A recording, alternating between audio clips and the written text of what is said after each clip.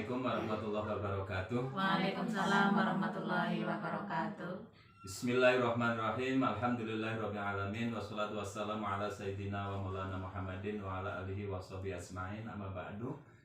Ibu-ibu yang sangat saya banggakan, kelompok wanita tani Cengkir Gading Desa Salakambang, semua yang saya hormati, dan juga saudari kami Ibu Oktin Nurliana selaku konselor, juga yang saya hormati. Bagaimana Bu kabarnya siang hari ini, hari Jumat ini? Gimana kabarnya, sehat? Alhamdulillah. Udah masak belum Bu? Sampun sudah. Bagaimana dengan masakan ibu-ibu, bapak-bapak atau anak-anaknya ini, selera Anda dengan masakan ibu? Selera lah ya. Adanya itu makan itu ya. Ya, untuk selanjutnya Ibu, ini pertemuan yang ketiga ibu-ibu ya. Tentu asas konseling ini sebagaimana yang sudah disampaikan pada pertemuan yang pertama dan yang kedua, ini tetap harus dipegangi, terutama sekali asas kerahasiaan ya. Pada pertemuan yang pertama dan barangkali yang kedua ya, masih tersisa persoalan dari anggota kelompok ini. Ada yang belum menemukan solusi atau belum diberi gambaran solusi dari anggota kelompok konseling pada pertemuan yang lalu, maka barangkali nanti akan bisa diteruskan biar semua rasa puas bahwa persoalan yang saya sampaikan ini, keterbukaan yang sudah dilakukan kok belum ditanggapi lah pada pertemuan yang ketiga ini di hari Jumat ya. Kita akan tanggapi, menunggu bagaimana solusi dari teman-teman anggota kelompok ini. Untuk lebih baiknya, mari kita awali dengan bacaan basmalah bersama-sama. Bismillahirrahmanirrahim. Untuk selanjutnya ibu-ibu, barangkali pada saat pertemuan pertama, bagaimana sih aktivitas seorang ibu atau seorang istri di dalam rumah ini? Banyak melakukan pekerjaan, bahkan ikut serta andil dalam upaya untuk memenuhi kebutuhan itu di bidang usaha, seperti halnya di kelompok wanita tani ini. Apakah ada pahala sebagai manfaat atau pahala? Kalau manfaat jelas untuk menopang, membantu kekurangan yang ada di keluarga ibu-ibu semua. Lalu karena keinginan kita itu bukan hanya filhal di kehidupan di zaman sekarang ini, manfaat yang akan diraih dan dirasakan oleh ibu-ibu, akan tetapi juga fil ma'al, yaitu di kehidupan di zaman yang akan datang, yaitu di akhirat. Maka sebelumnya akan saya sampaikan pengalaman yang pernah dilakukan oleh seorang sahabiat juga, yaitu bernama Zainab bintu Abdullah Asy-Syakofi ya. Siapa namanya Bu? Zainab bintu Abdullah Asy-Syakofi. Ibu Zainab ini adalah seorang ibu dari pasangan seorang suami juga yang memiliki keterbatasan, sehingga yang semestinya posisi Ibu Zainab ini adalah seorang istri yang tinggal menunggu nafkah yang diberikan oleh suami, akan tetapi berangkat juga dari suami yang sudah tidak memiliki kemampuan untuk berusaha, tapi tetap setia dan tetap sayang kepada suaminya. Kalau ibu sih suaminya masih produktif, dan ibu-ibu juga ikut andil dalam keluarga dalam rangka memenuhi kebutuhan.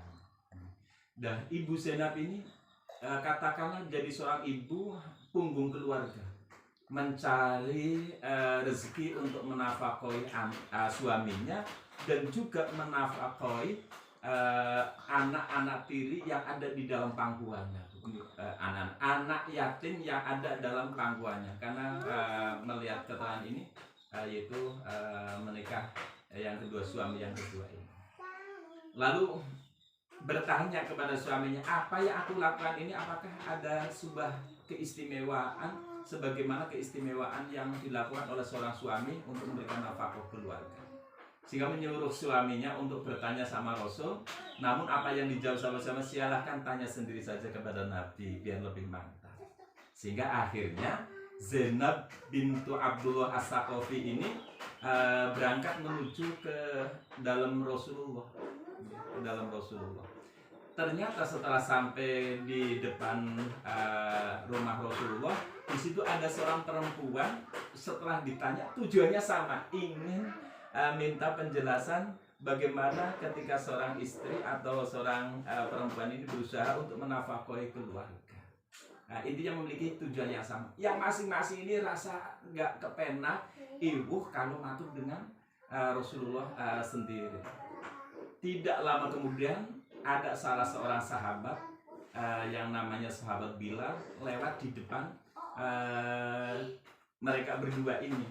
Lalu dipanggil sama Dewi Zainab ini, "Ya Bilal, tolong saya tanyakan kepada Rasulullah bagaimana saya seorang istri berdua ini dalam keluarga masing-masing mencari berusaha untuk memenuhi kebutuhan keluarga. Apakah dapat keuntungan yang bisa diharapkan besok pada kehidupan berikutnya, yaitu firman di akhirat ini.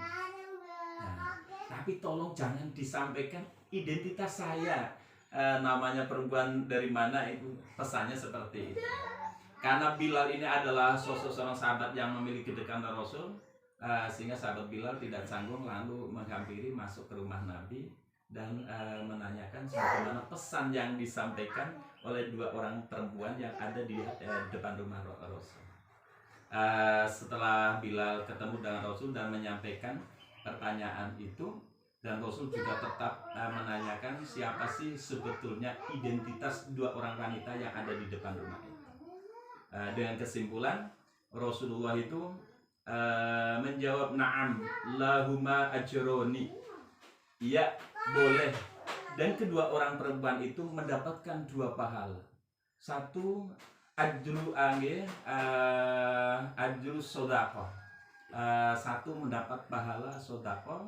Yang kedua mendapatkan pahala memberikan nafkah kepada suami dan istri. Sehingga apa yang dilakukan ibu-ibu ini ya, tetap semangat ya, karena akan mendapatkan dua pahala. Satu, pahala memberikan nafkah terhadap keluarga. Dua, mendapatkan pahala bersedekah. Luar biasa. Nah, berangkat dari situ apa yang dilakukan ibu-ibu ini sesuatu yang sangat istimewa, sehingga menanggapi pertanyaan masalah yang dihadapi oleh ibu siapa Bu?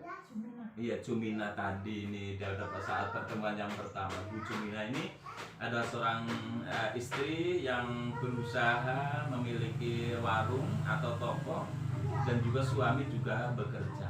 Persoalan yang ditanyakan ini, bagaimana sih saya seorang istri, ketika seorang suami ini mendapatkan hasil kerjanya, uangnya kumpul dipegang sama istri, meskipun nanti pada saat penggunaannya tetap melakukan musyawarah. Bagaimana Bu? Cara ibu-ibu seperti apa Bu menanggapi Bu Cumina ini? Boleh enggak Bu seorang istri itu memegang uang keluarga, baik hasil sendiri maupun hasil suami tadi? Boleh enggak Bu? Kalau menurut saya boleh, karena saya juga seperti itu. Seperti itu. Ya boleh, tapi karena saya juga seperti itu. Gimana Bu? Ya boleh, cuman kan terkadang izin dulu, misal mau beli apa itu tetap izin. Iya, intinya minta izin lah ya, seperti sama Bu Cumina. Bu, kenalan boleh? Boleh. Iya, intinya boleh lah ya Bu ya. Memang kan. Tadi kan pada pertemuan pertama kan saya sudah menyampaikan bahwa penghasilan seorang suami adalah milik suami dan istri. Kan seorang istri bukannya lagi nggak percaya sama suami. Ini kalau sudah merupakan sebuah kesepakatan. Seorang suami juga kalau udah punya hasil, misalnya jual apa sih ternak misalnya, kan udah dikasih.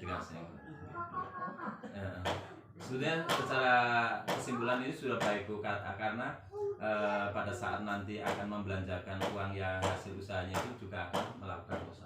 Ini ya, bisa dilakukan oleh teman-teman yang lain. Ya, misalkan sebagian mau ngasih ke orang tua juga, ya itu apa, izin minta ke saya, ini sebagian mau ngasih ke orang tua misalnya seberapa gitu ya. Iya, minta izin iya betul. Nah, Kayaknya seperti itulah ya Bu ya. Terus berikutnya ini Ibu yang Ibu ini ya. Bapaknya usaha, sendiri juga usaha, tapi pada suatu saat dalam mencukupi kebutuhan keluarga itu merasa kurang. Bolehkah minta sama sama suami ya Bu ya? Kadang mau Arep takon kan jar ora kepenak. Gimana? Boleh. Nek ditahan iku kok rasane ora plong sebaiknya seperti apa Bu nggih? Kurang tak kan jar ora kepenak. Wis ngerti dhewekan kabeh. Wis ngerti, ya? Kepriwen kowe? Kowe ora rikat tok. daripada ujung-ujungnya kan akhirnya apa kondisi ya. Gimana? Seperti apa Bu cara-cara Ibu Bu? Suka tetap menang apa tetap ngomong biar ada solusi Bu? Lebih baik Iya, ngomong ngomong. Pak. Lebih Daripada baik. utang nanti Iya. nggak ngomong malahan lebih baik Iya. ya. Ngomong tapi sambil mencari yang lain dulu, cari yang lain gitu. Gimana cara Bu? Oke. Kalau menurut saya, jika sudah dikasih tapi tetap kurang, ya kita tetap ngomong. Cuma untuk kedepannya mungkin lebih bisa memanage lagi pengeluaran kita yang lebih penting lagi, yang harus dikeluarkan mana dulu, yang harus biar tidak berhutang kayak gitu loh. Kita manage dulu di dalam dulu, kita manage dulu, dikasih uang suami segini kita kelola, ada penghasilan sendiri juga kita kelola. Seorang ibu kan ya banyak sekali yang dibutuhkan. Apalagi masih punya anak kecil ya. Iya.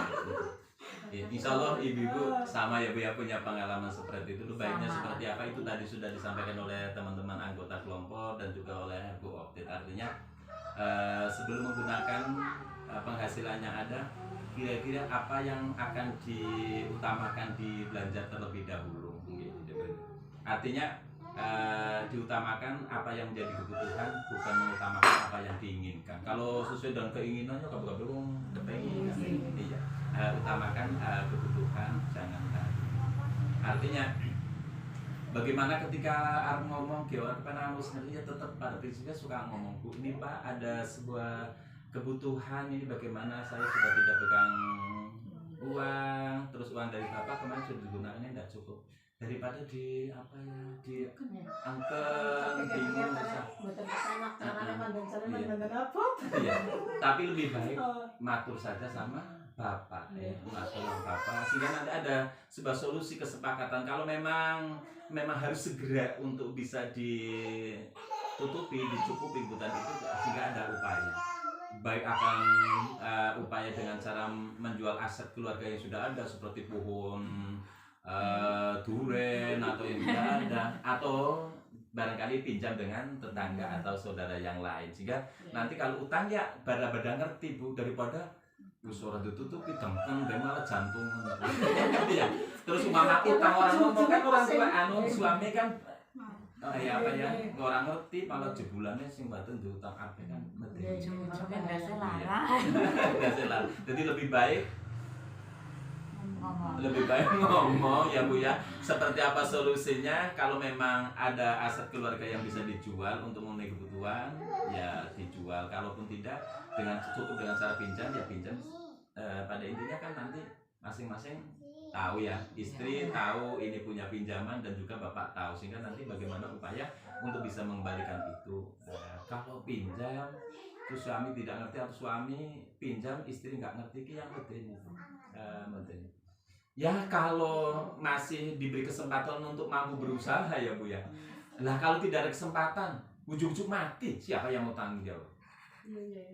Saya kira lebih baik tetap ngomong ya meskipun dengan rasa berat ya ketemu boleh-boleh ngomong ya tetap ngomong saja, lebih baik ngomong daripada tidak.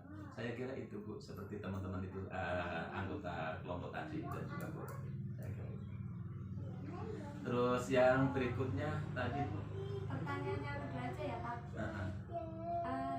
Kadang saya kan nyuruh suami iya minta tolong pemerintahan banget iya Bu minta tolong menjemurkan baju niku hukumnya kepripun? perintah ya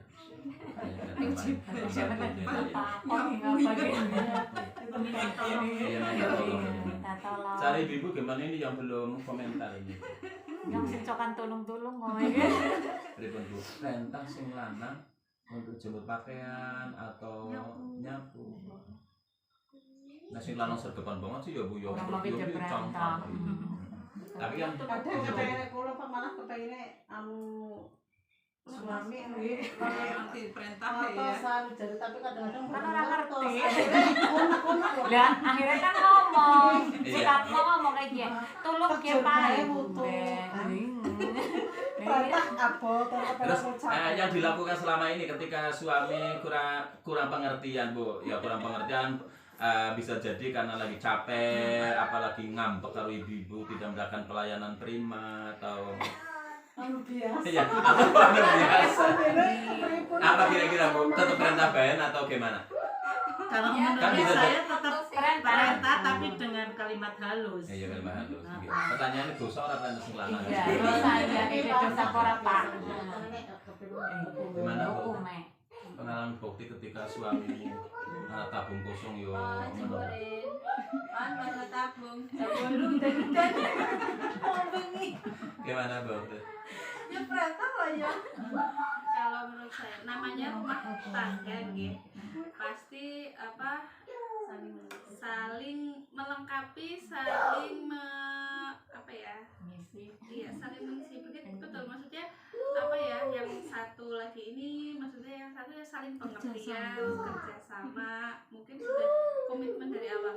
Kalau misal ini loh lagi sibuk, lagi ini tapi suami nggak tahu. Kadang pikiran, Lah itu. baru pulang habis istirahat Budan-budan ngobrol. ya kepengen TV yang baik, wujud baik.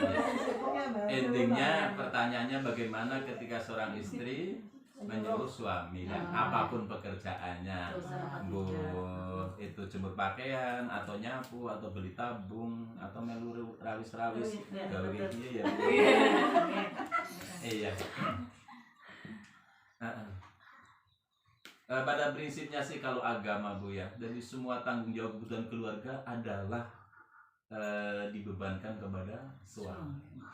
Bahkan sampai menyusui anaknya itu kewajiban seorang suami. Lah mana mungkin ada seorang suami bisa menyusui? Paham ya Bu ya? Menyusui anak. Lah kalau alasannya kan wong lanang nggak punya susu, ya di apa itu artinya kalau zaman Rasul memang sudah jadi tradisi budaya sana Bu ya. Di Timur Tengah itu nggak lagi mangsa nikah ya nikah, kamu sehingga ada potensi nek masalah manak yo mana kabeh Bu, sehingga wanita-wanita zaman dulu maka dulu kan Rasul juga disusui oleh di antara Dewi Halimah. Itu kan adalah wanita-wanita yang bekerja memberikan jasa menyusui. Maka dalam hal ini, konteks dalam hal ini, maka suami ketika menyusui artinya menyuruh sama wanita lain yang masih berpotensi memberikan susu supaya menyusui, dan biayanya tanggung jawab sih. Intinya itu. Dan juga masak dari agama, secara agama ya Bu ya. Tapi kan pada prinsipnya yang namanya keluarga saling membutuhkan ya. Seorang suami membutuhkan istri, istri juga membutuhkan seorang suami, sehingga harus ada kerjasama.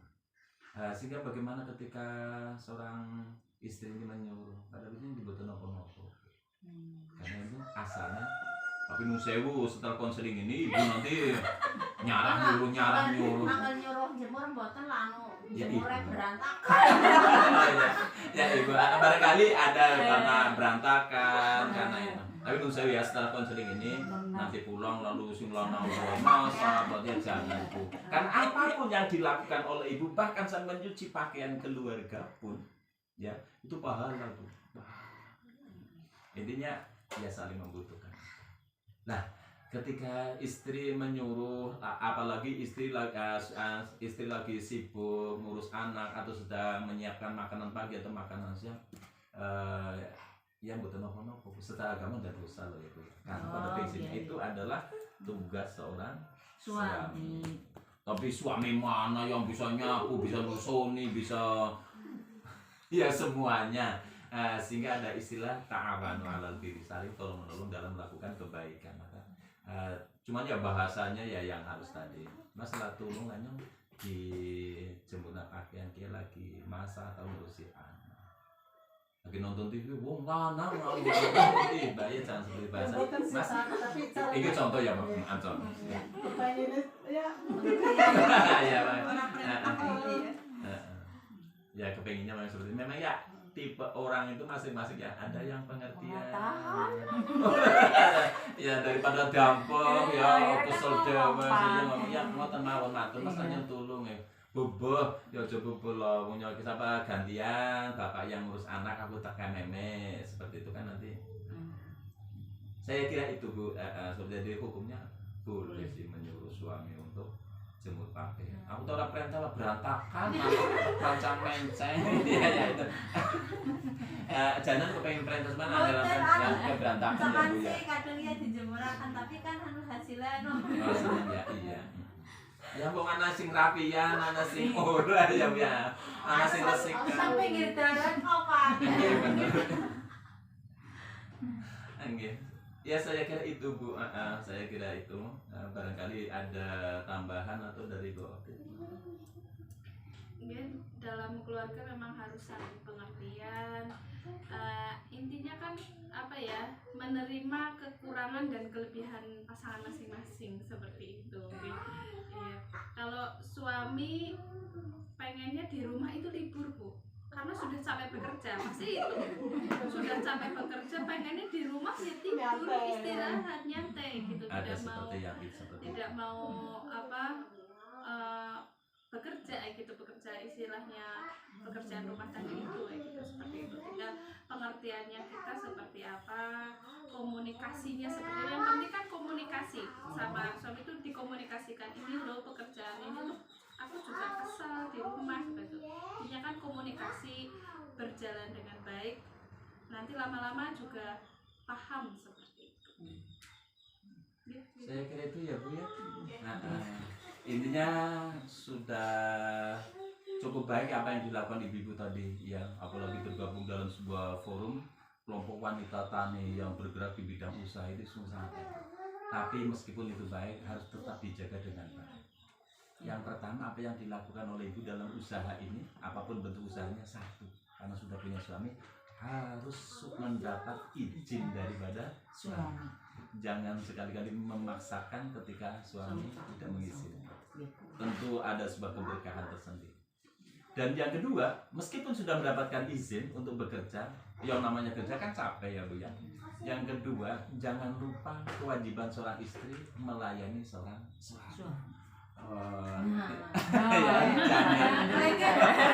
Melayani kewajiban terhadap seorang suami. Kata ya Bu ya, jangan lupa kewajibannya apa ya, banyak hal ya. Di antaranya kan kalau dalam agama ya taat kepada suami, ya taat dalam tanda kutip hal-hal yang positif, hal-hal yang baik. Nah hal-hal yang tidak baik kan. Yang kedua, yang ketiga ya, ini harus melakukan kegiatan yang mulia Bu. Ya, usaha yang mulia artinya tidak melanggar agama. Ya usman apa boleh duit di dia semua mulai duit itu kan berarti kan sesuatu yang tidak mulia. Dia jadi apa maksudnya ya. Jadi usaha yang mendapatkan izin dan tidak melupakan kewajiban terhadap suami, dan pekerjaan itu adalah pekerjaan yang mulia dengan arti itu pekerjaan yang tidak melanggar norma-norma agama. Seperti itu ya Bu ya. Seperti jualan seperti ini, buat ini ya bagus, dagang juga bagus, dan hal-hal yang lain, ternak atau di bazar ya Bu ya, saya Bu ya, bazar itu saya Bu. Yang tidak diperbolehkan yaitu usaha di hal-hal yang tidak mulia itu. Saya kira itu ya Bu ya, di pertemuan yang ketiga ini di hari Jumat, mengucapkan hari Jumat, mungkin katakanlah Jumat. Semoga pertemuan yang pertama bagaimana menyelesaikan persoalan yang ada di dalam keluarga tadi sudah didiskusikan bersama. Terus bagaimana cara mendidik anak di dalam keluarga tadi. Karena seorang ibu ini adalah al-ummahat madrasatul auladiyah. Itu tadi sudah disampaikan pada pertemuan konseling yang kedua oleh narasumber atau konselor Bu Abdul Mulana, dan yang terakhir itu tadi baru kita bahas bersama. 3 hal tidak boleh terlupakan Ibu ya. Izin Izin suami, ya jangan lupa kewajiban istri terhadap suami dan usaha yang mulia tidak melanggar agama. Saya kira itu ibu-ibu ya, pertemuan yang ketiga ini semoga pertemuan pertama, kedua dan yang ketiga ini bermanfaat dan bisa direalisasikan dalam kehidupan ibu di dalam rumah tangga. Kami berdua hanya mendoakan semoga kami berdua dan ibu-ibu akan senantiasa diberi kekuatan, kesehatan, dan dikarunia oleh Allah keluarga yang sakinah, angin bahagia dunia dan akhirat. Amin. Barangkali banyak hal yang kurang berkenan, saya menyampaikan permohonan maaf. Dan closing terakhir oleh Bu Opit, barangkali sedikit ada pesan yang perlu disampaikan. Oke, kami berdua mengucapkan terima kasih atas waktu yang sudah diberikan Dan juga subuhan ya. dan subuhan yang sangat meriah ini. Saya ucapkan terima kasih dan mohon maaf atas mungkin ada tutur kata yang kurang berkenan dari saya pribadi, atau mungkin tingkah laku saya yang kurang berkenan di hati ibu panjenengan. Saya mohon maaf dan mengucapkan terima kasih yang sebanyak-banyaknya. Ya, begitu ya. Selanjutnya saya sapa dulu dengan Pak dosen selaku pengampu mata kuliah bimbingan konseling kelompok, Bapak dosen Muskinul Fuad, dan juga teman-teman mahasiswa 5 BKIF UIN Supokerto. Ini kegiatan konseling simulasi yang dapat kami sajikan. Saya sendiri Umar Abdul Fattah dan Optit Nur Yuliana. Tentu masih banyak kekurangan, akan tapi sedikit apa yang kami sampaikan kepada anggota konseling di kelompok wanita tani Cengkir Gading Desa Sekambang ada manfaatnya. Kurang lebihnya mohon maaf. Kekurangan saya menunggu saran dan masukan dari teman-teman dan Pak dosen. Sekian, mari kita tutup bersama-sama dengan bacaan hamdalah. Alhamdulillahirobbilalamin. Saya akhiri Assalamualaikum warahmatullahi wabarakatuh. Waalaikumsalam warahmatullahi wabarakatuh.